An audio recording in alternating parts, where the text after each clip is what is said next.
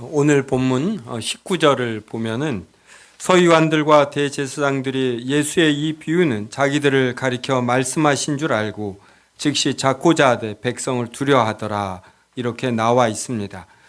이것은 우리가 지난주에 살펴본 것처럼 예수님께서 대제사장들과 서기관들과 장로들에게 포도원 농부 비유를 통해 이들이 하나님께서 보내신 선지자들을 능욕하고 또 핍박하고 이렇게 때렸다라는 이러한 것을 알려주셨습니다.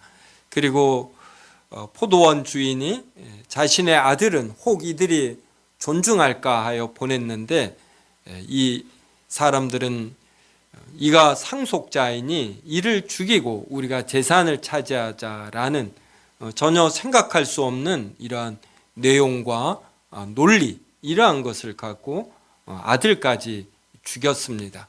그래서 여기에 나오는 이 사람들이 바로 바리새인과 서기관들과 장로들에게 속하는 것이죠. 그래서 예수님은 이러한 비유를 통해 이제 이들을 비난하신 것입니다. 그러니 이들이 예수님이 얼마나 믿겠습니까? 자신들을 옳지 않다 하고 자신들의 권위를 인정하지 않고, 그래서 어떻게든 예수님을 책잡고 싶어 합니다. 그래서 예수님을 무너뜨리고 싶은 것이죠. 그래서 이들이 예수님을 총독의 다스림과 권세 아래에 넘기려 하여 정탐들을 보냈습니다. 그러니까 이들에게는 사법권이 없습니다. 그래서 대제사장들, 서기관들, 바리새인들이 예수님을 죽일 때에도 로마의 권위, 로마의 사법권을 빌어서 예수님을 죽였습니다. 정탐들은 스스로 의인인 체하며 예수님의 말을 책잡으려고 했습니다. 그들은 예수님께 21절 한번 보십시오. 이렇게 말했어요. 선생님이여, 우리가 아노니 당신은 바로 말씀하시고 가르치시며 사람을 외모로 취하지 아니하시고 오직 진리로서 하나님의 도를 가르치시나이다. 이건 분명히 맞는 말이죠. 하지만 이들이 예수님께서 실제로 이렇게 한다라고 인정한 것은 아닙니다. 예수님을 가짜로 겉으로만 이렇게 추켜 세우는 것입니다. 그래서 이들이 원하는 것은 이제 자신들이 질문을 할 터인데 이 질문에 대하여 예수님이 이것저것 생각하지 마시고 오직 진리를 그대로 말하기를 원한다. 그래서 우리의 관계에 넘어가기를 바란다. 이제 이러한 의미를 담겨서 말하는 것이에요. 그러니 이들이 어떻게 이러한 단어들을 사용하면서 이렇게 예수님을 책잡으려고 하는가? 그러니까 속에 간사한 꾀가 있고 옳지 않은 사람은 이 사용하는 단어가 참 옳은 듯 하면서 상대방을 이제 죽이는 형태가 되어 버립니다. 이들은 22절로 물었어요. 우리가 가이사에게 세를 바치는 것이 옳으니까 옳지 않으니까. 이들이 이렇게 물은 것은 만약에 예수님이 가이사에게 세를 바치는 것이 옳다 이렇게 말하면은 이것은 어떤 로마를 인정하는 것이 되지 않습니까? 여기서 가이사는 로마의 황제를 뜻합니다. 이스라엘은 하나님의 택함을 받은 민족입니다. 그래서 여러 나라들 중에서도 왕이 되는 나라가 되는 것이죠. 이러한 나라를 로마가 무력으로 강제로 지배하고 있습니다. 그러니 로마는 옳지 않은 것입니다. 로마의 지배를 통해서 이스라엘 백성은 정치적으로 경제적으로 많은 핍박을 받고 있고 많이 빼앗기고 있고, 그리고 무엇보다도 이 종교적 자존심, 민족적 자존심을 넘어서 자신들이 하나님의 백성인데 지배를 받는다라는 이러한 종교적 자존심이 뭉개지고 있습니다. 이러한 때 예수님이 가이사에게 세를 바치는 것이 옳다라고 하는 것은 바로 이스라엘 백성의 마음에 어떤 상처받은 마음에 소금을 뿌리는 것이 되고 이들의 논리와 기대를 저버리는 것이 됩니다. 반대로 가이사에게 세를 바치는 것이 옳지 않다라고 하면 이것은 바로 로마의 지배와 체제, 이러한 것을 인정하지 않는 것이요. 바로 이들은 예수님의 이 대답을 원한 것입니다. 이 대답을 하면 이제 로마 당국에 고발하여 예수라는 자가 로마의 지배 체제를 인정하지 않고 로마의 세금 바치는 것을 부인하고 선동한다. 그래서 바로 총독의 다스림과 권세 아래에 넘기려는 것입니다. 이들의 이런 관계를 아시는 예수님은 데나리온 하나를 가져오라고 하셨습니다. 그리고 이 데나리온에 누구의 형상과 글이 있느냐 물으셨고 가이사의 것이라고 대답을 하자 예수님은 가이사의 것은 가이사에게 그리고 하나님의 것은 하나님께 바치라 이렇게 말씀하셨습니다.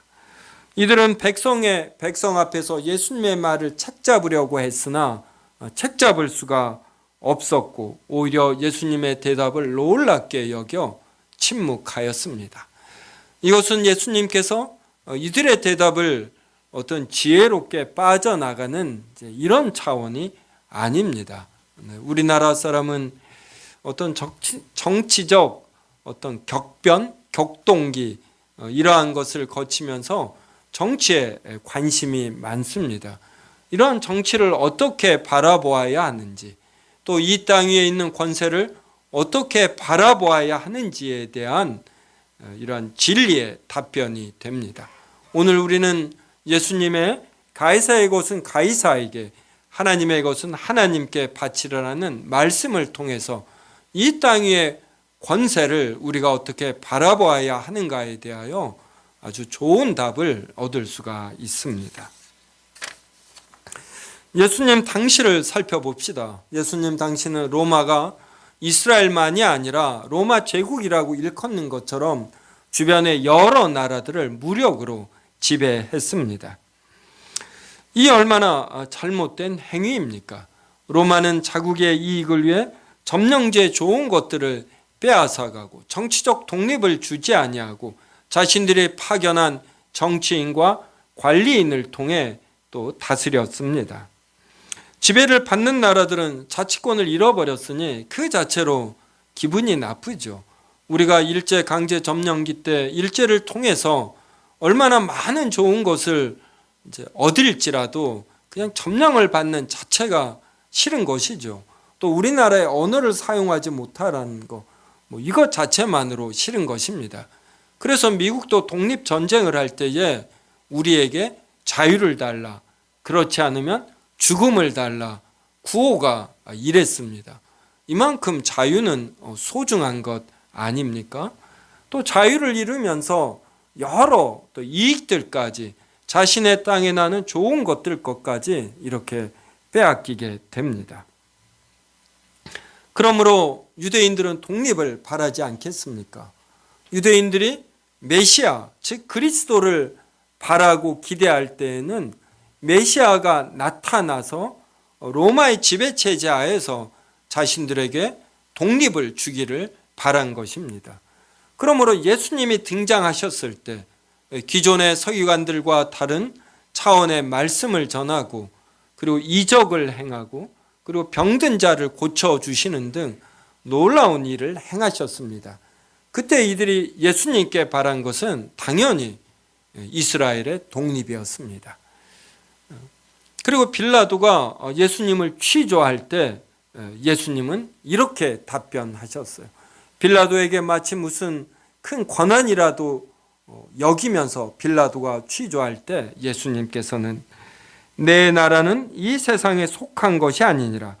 만일 내 나라가 이 세상에 속한 것이었더라면 내 종들이 싸워 나로 유대인들에게 넘겨지지 않게 하였으리라.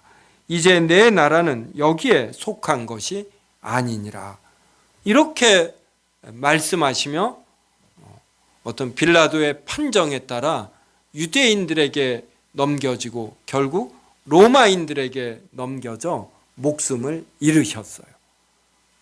그래서 예수님은 이 세상에 속한 나라를 어떤 회복하시려 이렇게 오신 것이 아닙니다.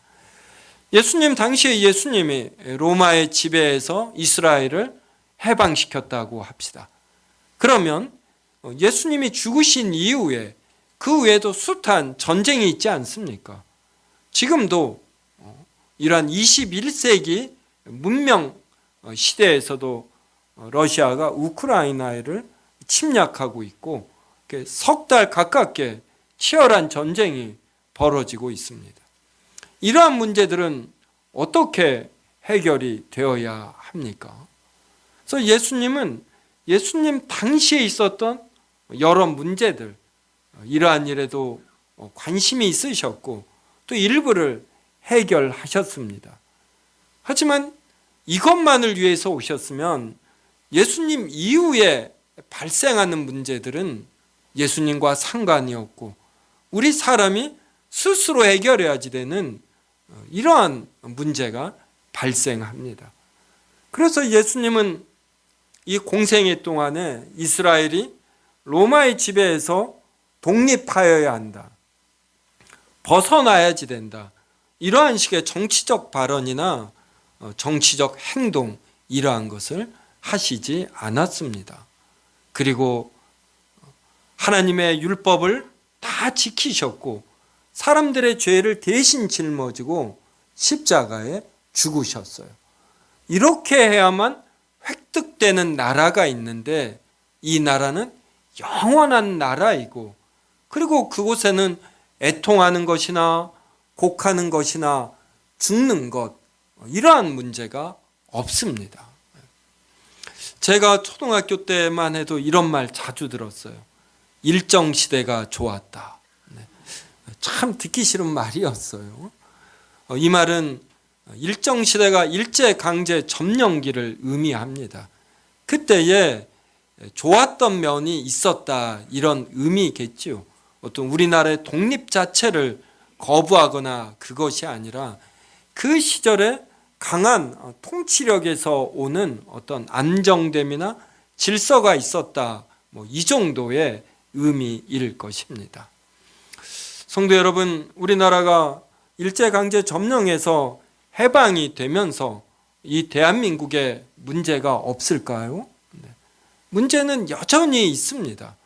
하지만 독립되었기 때문에 이 여전한 문제를 그래도 활력 있게 해결해 가는 것이죠. 그러므로 독립된 대한민국은 일제강제 점령기의 나라보다 분명히 좋은 면이 있습니다.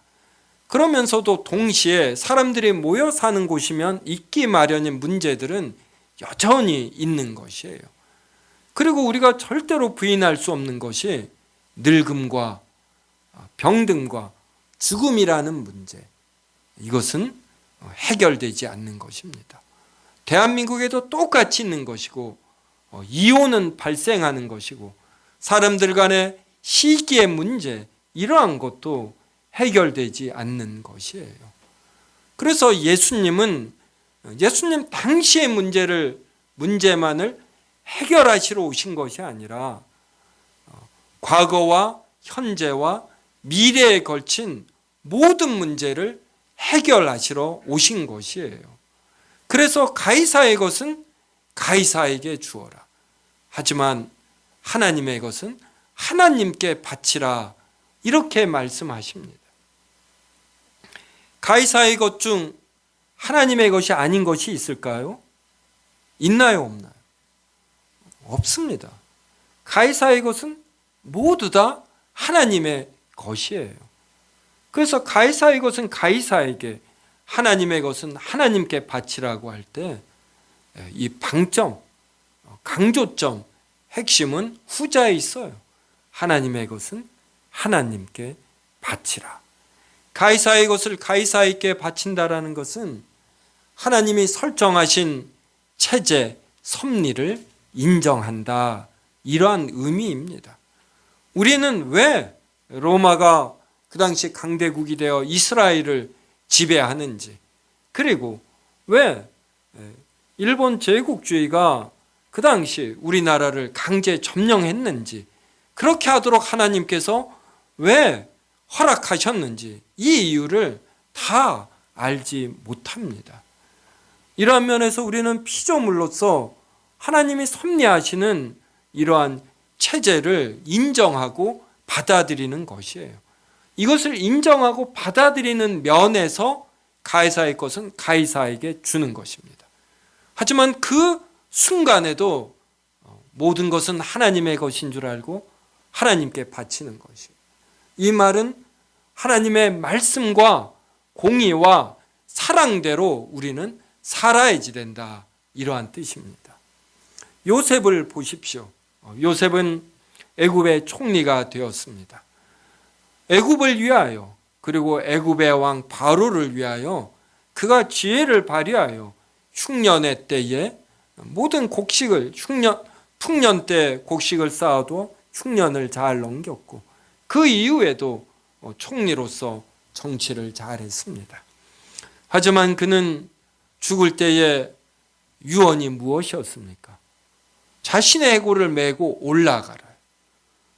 우리는 아브라함의 선택된 후손으로, 하나님의 선택을 받은 아브라함의 후손으로 우리는 반드시 가나안 땅으로 가게 된다. 하나님이 인도하신다 그랬어요. 그때에 내 해골을 메고 올라가라. 자신은 애굽과 아무 연관이 없다라는 것이. 자신은 총리로서 하나님이 세우신 섭리를 인정하며 총리의 역할을 다했지만 나의 거주지는, 영원한 거주지는 가나안 땅이다.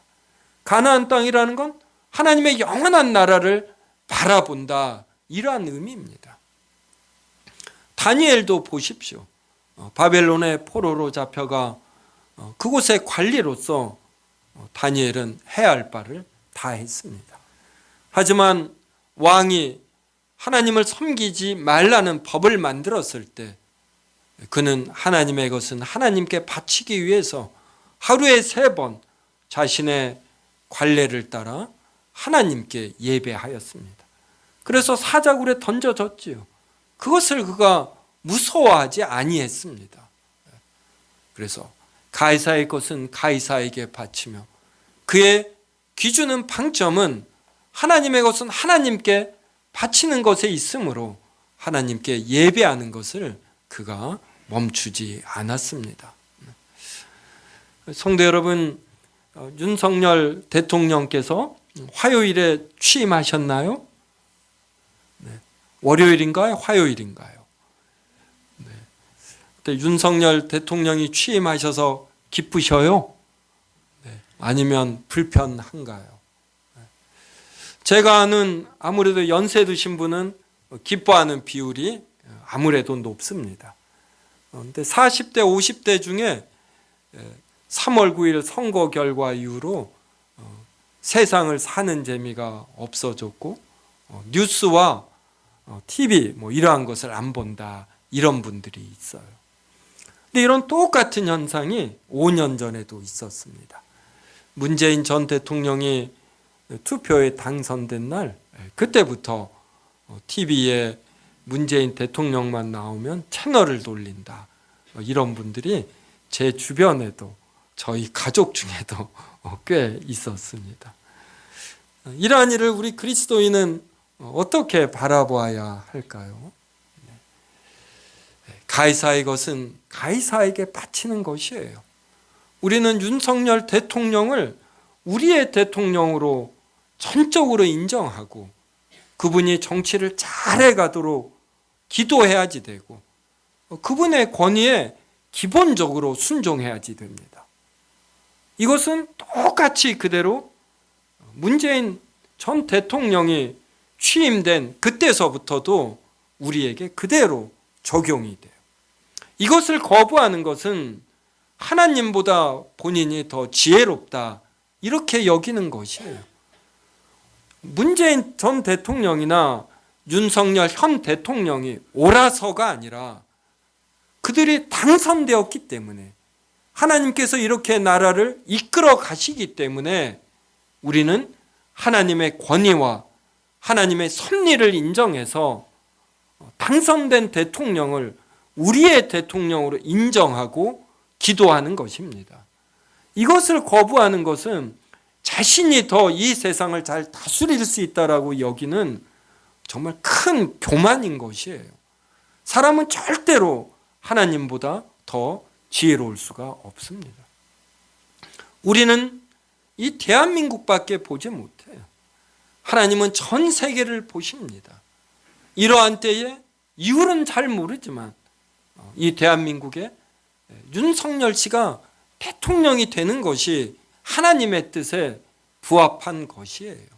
이것이 앞으로 전 세계에서 일어나는 여러 일들의 순혈과 조합 속에서 하나님이 보실 때 가장 적합한 것입니다. 그래서 우리는 받아들이는 것입니다. 옳고 그름을 떠나서 하나님의 섭리를 인해서 이게 하나님의 것은 하나님께 바치는 것이에요. 이러한 속에서도 우리는 우리의 삶의 현장에서 누구보다도 하나님의 공의와 말씀과 사랑을 생각하며 그 공의와 말씀과 사랑을 실천하려고 노력하는 것입니다. 예수님 당시에 로마로부터 이스라엘이 독립하기 위하여 일을 했다라면 그냥 이것으로 국한이 되는 것이에요. 하지만 하나님은 과거와 현재와 미래에 걸쳐 일하십니다. 그리고 이 대한민국만이 아니라 전 세계 모든 나라를 다 소중하게 여기고 귀하게 여기며 일을 해 나가셔요. 이 전 우주를 하나님은 다스리시는 것입니다. 어떤 정치인을 본인이 지지한다라는 것은 자신의 지혜의 관점에서 또 조금은 대한민국의 이익이라는 이희적 관점에서 바라보는 것이에요.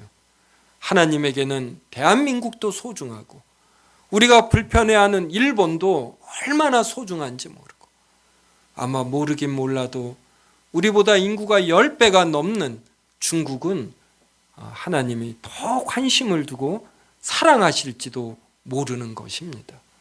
그래서 우리는 우리의 주관이나 이익이나 이런 걸 버리고 항상 영원의 관점에서 하나님의 관점에서 이 세상을 바라보아야 합니다. 이렇게 바라보려고 해도 우리의 편견과 우리의 경험에 갇혀 우리의 정치적 견해는 틀릴 수 있어요.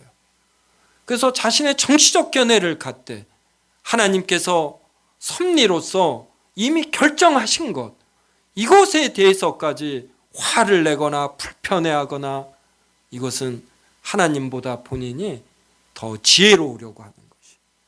그래서 이렇게 여호와 하나님을 믿는다라는 것은 우리가 끊임없이 겸손해지는 것입니다. 자신의 자아를 부정하는 것이에요. 그래서 성경이 말하는 이대로 지내는 것입니다. 우리 성도 여러분 중에 이명박 전 대통령을 이맹박이라고 했거나 박근혜 전 대통령을 박근혜라고 했거나 문재인 전 대통령을 문재인이라고 했거나 현재의 윤석열 대통령을 윤석열 이름 그대로 부르지 않는 분들은 회개하셔야지 돼요. 이건 하나님을 경시하는 겁니다. 세움교회 교인들은 절대로 하나님이 세우신 권세, 대통령의 이름을 이렇게 희롱하듯 조롱하듯 부르면 안 돼요. 부르기 힘들면 혀를 깨물면서 자신을 부인하고 절제하며 이름 그대로 불러야지 돼요. 이게 하나님의 것은 하나님께 바치는 이러한 신자의 자세가 되는 것이고, 하나님의 섭리를 받아들일 때 우리가 노심초사하며 자신이 지지하는 견해를 발표하는 유튜브를 찾아다녀 보면서 흥분하면서 이 나라가 이래야 된다라는 이러한 조바심에서 벗어날 수 있어요. 하나님은 여러분보다 몇 억 배 더 지혜로우십니다. 유튜브 보면서 흥분하지 마셔요. 유튜브 찾아다니지 마십시오. 교회에서도 절대로 정치 얘기하지 마셔요. 여러분이 정치 얘기하면 다른 견해를 가진 사람이 불편해해요. 우리가 가진 진리는 이 정도가 아닙니다. 완전히 넘어서는 하나님의 진리를 접하면 가이사의 것이 얼마나 우스운지 몰라요. 정권들, 어떠한 제국들도 영원이라는 관점에서 보면 작은 것들입니다.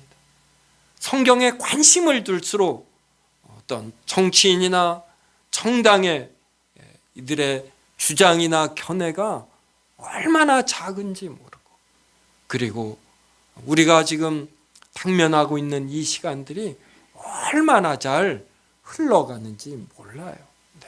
그래서 하나님의 것을 하나님께 바치려고 할수록 우리는 자유로워지고 하나님의 진리 안에 머물며 이 세상이 줄 수 없는 평안을 누릴 수가 있습니다.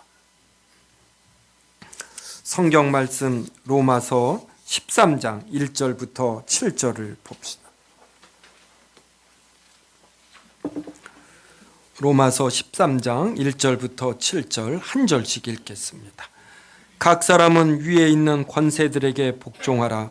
권세는 하나님으로부터 나지 않음이 없나니 모든 권세는 다 하나님께서 정하신 바라.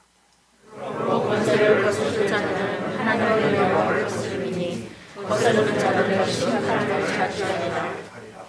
다스리는 자들은 선한 일에 대하여 두려움이 되지 않고 악한 일에 대하여 되나니 내가 권세를 두려워하지 아니하려느냐. 선을 행하라. 그리하면 그에게 칭찬을 받으리라.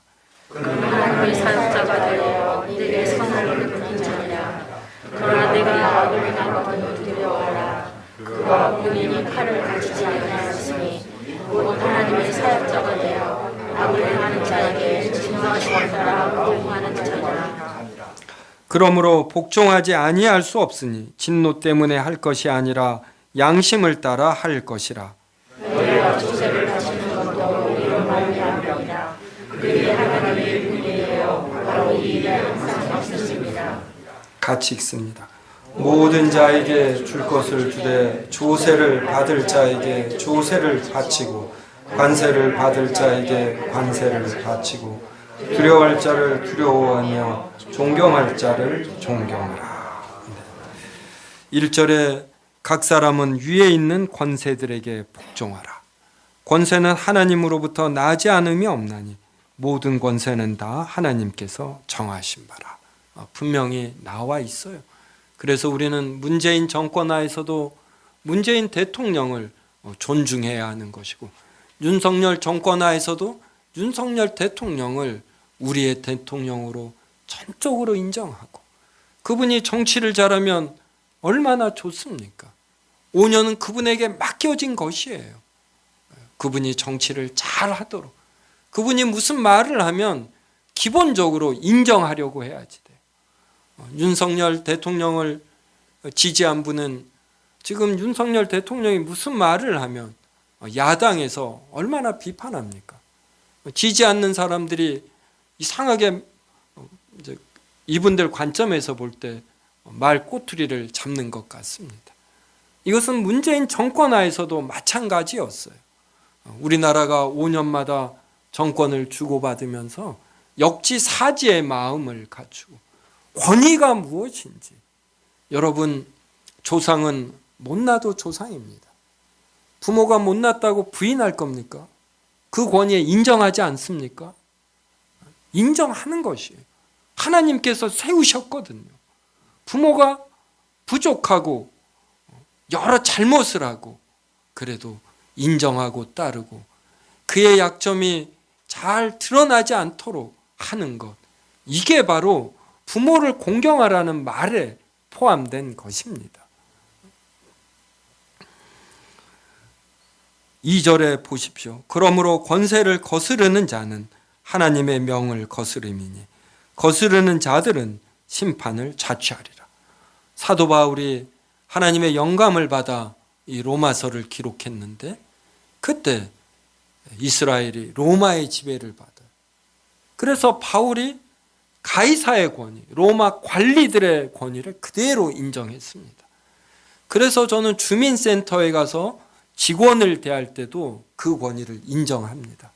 될 수 있으면 격려하려고 하고, 제가 이런 자세를 가지니까 공무원들이 무슨 서류를 요구하잖아요. 제가 보면 대부분 합리적입니다. 절대로 과잉 서류 요구하지 않아요.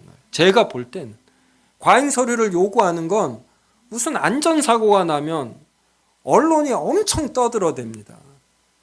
그러면 정치권 공무원들은 이 요구를 받아들여야 되잖아요. 그러면 서류가 하나 더 생기는 거예요. 그때에도 행정관리들은 자체 내 논리를 통해서 필요한 서류를 그래도 최소화하는 이런 면이 있습니다. 특히 우리나라는 국민들 여론에 민감하기 때문에 공무원들의 친절도나 청렴도나 업무 수행 능력이 제가 겪어본 어떤 나라보다도 빠릅니다. 저는 저도 세계 여행을 좀 해봤는데 공항에서의 업무 처리 속도나 이러한 모든 것들이 정말 빠르고 잘 되어 있어요. 그래서 우리는 공무원만이 아니라 공항에 가서도 공항 직원에게도 그 권위를 인정하고 따르려고 하고 친절히 해야지 돼요. 3절 보십시오. 다스리는 자들은 선한 일에 대하여 두려움이 되지 않고 악한 일에 대하여 되나니 내가 권세를 두려워하지 아니하려느냐. 선을 행하라. 그리하면 그에게 칭찬을 받으리라. 그러니까 하나님께서 기본적으로 권세를 세울 땐 하나님의 공의와 말씀과 사랑을 실천하라고 세웁니다. 하지만 많은 어찌 보면 대다수의 권세들이 이러지를 못해요. 그런데 이것은 그 권세자들의 책임입니다. 하나님께서 공의와 사랑과 하나님의 진리를 실천하라고 권세를 세웠는데 그들이 하지 않아요. 여러분, 독재자들의 말로를 보십시오. 현재 푸틴이 우크라이나를 침범하며 이 권세가 하늘을 뚫 듯하죠. 하지만 그 말로가 어떻게 될까? 하나님의 공의와 진리와 사랑을 실천하지 않으면 하나님께서 반드시 응징하십니다. 응징의 목은 하나님인 것이에요. 우리는 우리가 해야 할 바 이것을 하면 되는 것입니다. 그래서 조세도 우리는 바치는 것이에요. 세금도. 그래서 우리가 해야 할 책임과 의무를 우리는 다 하는 것이죠.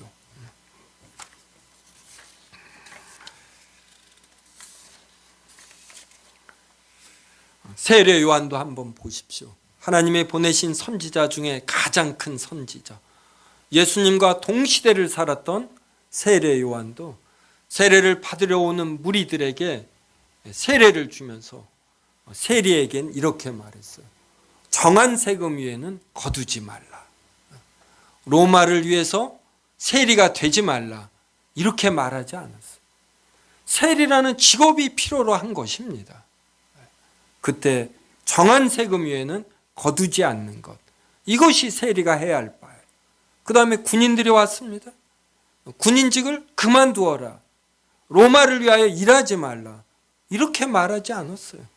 백성에게서 무언가를 빼앗지 말고 거짓으로 고발하지 말고 급료를 족한 줄로 알라. 급료를 족한 줄로 알라. 그래서 급료를 족한 줄로 알고 자신의 직무를 열심히 하는 것이, 이게 가이사의 것은 가이사에게 바치며 바로 하나님의 것은 하나님께 바치는 이러한 것이 됩니다. 다니엘 한번 찾아서 읽겠습니다. 다니엘 4장 24절부터 28절입니다.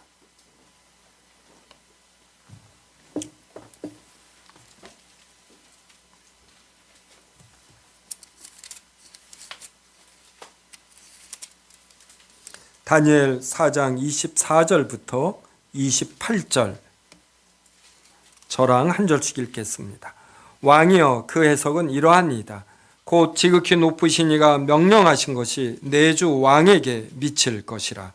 왕이 사람에게서 쫓겨나서 들진 성함에 살며 소처럼 불을 먹으며 하늘을 젖을 것이요 이와 같이 일곱대를 지낼 것이라. 그의 지극히 높으신 이가 사람을 가르치시며 자기의 뜻대로 모든 구별들이 주시는 것을 또 그들이 그 나무 뿌리에 구루터기를 남겨두라 하였은즉 하나님이 다스리시는 줄을 왕이 깨달은 후에야 왕의 나라가 견고하리이다.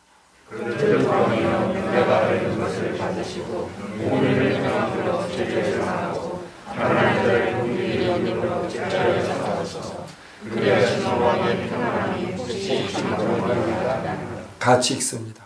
이 모든 일이 다 나 느부갓네살 왕에게 임하였느니라. 느부갓네살 왕은 그 당시 최강대국의 왕입니다. 그러니까 얼마나 많은 나라를 다스리고 그랬겠어요. 이것을 다니엘이 그대로 인정하고 하나님도 이것을 인정합니다. 느부갓네살이 옳다라는 것이 아니라 하나님의 계획에서 느부갓네살이 그 당시에는 왕이 되어 세계의 주도 국가를 다스리도록 이렇게 하나님이 섭리하셔요. 근데 느부갓네살이 교만해졌습니다. 여러분, 미국 대통령, 러시아 대통령, 중국 대통령은 교만해지기 쉽지 않겠습니까? 핵이 얼마나 많습니까? 인구가 많고 과학력, 군사력, 경제력이 좋습니다. 그래서 마치 자신의 힘으로 이 세계를 다스리는 양 여길 수가 있는 것이요. 바로 그때 하나님께서 느부갓네살에게서 지혜를 빼앗아 그가 어떻게 되었냐면 25절에 왕이 사람에게서 쫓겨나서 들 짐승과 함께 살며 소처럼 풀을 먹으며 하늘 이슬에 젖을 것이요. 이것은 힘든 삶을 산다 이 정도가 아니라 그냥 정신 자체가 좀 나가서 이렇게 미친 자처럼 살았다 이런 뜻이에요. 그가 이러한 중에 이제 깨닫습니다. 지극히 높으신 이가 사람의 나라를 다스리시며 자기의 뜻대로 그것을 누구에게든지 주시는 줄을 아시리이다. 느부갓네살이 이것을 알게 됩니다. 저는 미국이나 러시아나 중국이나 또 우리나라 대통령도 자신이 대통령이 되고 나면 좀 진실된 자라면 굉장히 겸손해질 것 같아요. 왜냐하면 하루 세 끼가 되면 배가 고픈 거예요. 아, 내가 똑같은 사람이구나. 그리고 화장실을 꼭 가야지 됩니다. 그리고 다른 사람은 다 공손한데 마누라가 바가지를 긁어요. 아, 이걸 근데 어떻게 해볼 방법이 없는 거예요. 이러면서 진실된 자라면 겸손해지고, 아, 내가 일종의 역할극처럼 하나님께서 나로 하여금 그냥 대통령이 되어서 이 직분을 행하게 한 것이구나, 이것을 깨달을 것 같습니다. 대통령이 된다고 해서 변하는 게 있을까요? 자신이 좋아하는 음식이 갑자기 바뀌나요? 소화가 잘 되나요? 잠이 더 잘 오나요? 저는 대통령들이 임기가 끝나면 정말 자유로울 것 같다. 이제 더 이상 우리나라의 안위를 걱정하지 않아도 돼요. 어깨에 무거운 짐을 내려놓는 것입니다. 하나님께서 느부갓네살을 축복하셔서 그에게서 중요한 것을 빼앗아 그로 겸손케 했어요. 그래서 이 세상을 하나님이 다스리시고 하나님께서 이 권세를 자신이 주시고자 하는 자에게 주심을 그가 깨닫는 것입니다. 왕이 깨달은 후에야 왕의 나라가 견고하리이다. 정말로 그가 깨달았을 때 그에게 지혜가 돌아왔고 그래서 다시 느부갓네살이 권세를 행사하게 되었습니다. 27절 보십시오. 그런즉 왕이여 내가 아뢰는 것을 받으시고 공의를 행함으로 죄를 사하고 가난한 자를 긍휼히 여김으로 죄악을 사하소서. 그리하시면 왕의 편안함이 혹시 장구하리이다. 그러니까 하나님이 세우신 모든 권세는 공의를 행함으로 죄를 사하고 가난한 자를 긍휼히 여김으로 죄악을 사하는 이렇게 정치를 해야지 되는 것이에요. 근데 이렇게 행하는 정치인이 얼마나 됩니까? 그리 아니할지라도 그들에 대한 징계는 하나님께 맡기고 우리는 하나님의 섭리를 받아들여 이들의 권세를 인정하는 것입니다. 그리고 가장 중요하게는 우리 각자가 먼저 하나님의 공의, 하나님의 진리된 말씀, 그 크신 사랑을 실천하는 것이에요. 이것이 하나님께서 기뻐하시는 바입니다. 성도 여러분, 정치는 금방 가요. 문재인 대통령 5년 길었을지 모르지만 갔습니다. 앞으로도 5년 어떤 분에게는 짧고 길 것입니다. 우리에게 중요한 것은 하나님의 말씀이에요.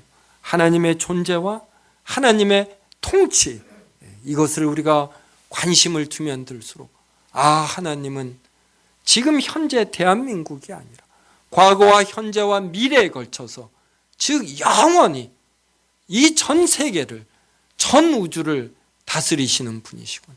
이 지혜를 우리가 어떻게 해버려?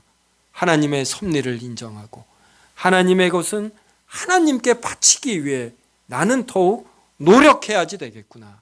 이러한 결론에 우리가 이르러야지 되고, 이러한 삶을 앞으로 5년 동안 풍성히 기쁘게 평안을 누리며 살 수 있기를 바랍니다. 기도하겠습니다. 하나님, 오늘 또 누가복음을 통하여 가이사의 것은 가이사에게, 하나님의 것은 하나님께 바치는 자가 되어야 함을 살펴보았사옵나이다.